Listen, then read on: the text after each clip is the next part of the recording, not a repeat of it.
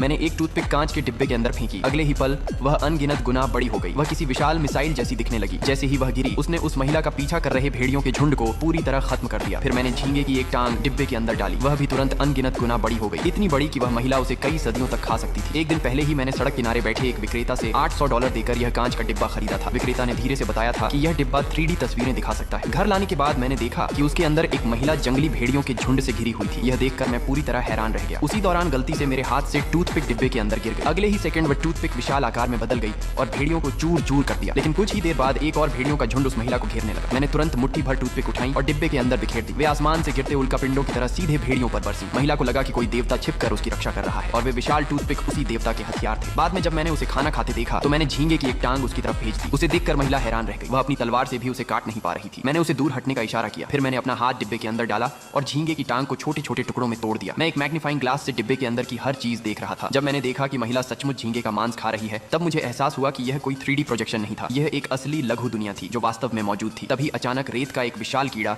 महिला की तरफ झपटा। महिला उछली और उसने अपनी तलवार उस कीड़े के शरीर में घोंप दी। कीड़ा बुरी तरह तड़पने लगा और कुछ ही पल बाद उसने महिला को अपनी तरफ उछाल दिया। महिला तुरंत जमीन पर गिर पड़ी। मैंने फौरन एक लाइटर खोला और उस रेत के कीड़े को आग लगा दी। उसी क्षण एक बिजली जैसी चमक उस लघु दुनिया के कीड़े पर गिरी। कीड़ा तुरंत खत्म हो गया। महिला ने एक बार फिर देखा कि कोई देवता उसकी जान बचा रहा है। फिर उसने कहा कि वह अपनी कृतज्ञता जताने के लिए मुझे एक उपहार देना चाहती है। मैंने उससे एक उड़ने वाली तलवार मांगी। महिला ने अपनी सबसे कीमती तलवार जमीन पर रख दी, लेकिन मेरे लिए वह तलवार बेहद छोटी थी। मैं उसे हाथ से भी नहीं उठा पा रहा था। तब मैंने एक चिमटी ढूंढी। चिमटी को डिब्बे के अंदर डालकर मैंने तलवार को पकड़ लिया, लेकिन जैसे ही तलवार मेरे हाथ में आई, अगले ही पल उसका आकार अचानक बड़ा हो गया। तभी मुझे समझ आया कि मेरी दुनिया और उस लघु दुनिया के बीच कोई रहस्यमयी संबंध था। मैंने महिला से कहा कि मैं थोड़ी देर के लिए जा रहा हूँ। फिर तलवार लेकर मैं एक पहाड़ पर पहुंच गया। मुझे याद था कि उस महिला की तलवार लघु दुनिया में जादुई शक्तियां रखती थी, इसलिए मैं तलवार के ऊपर खड़ा हो गया और अगले ही सेकंड सिर्फ अपने मन की शक्ति से मैंने तलवार को नियंत्रित किया। फिर वह तलवार मुझे लेकर सीधे आसमान की ओर उड़ने लगी।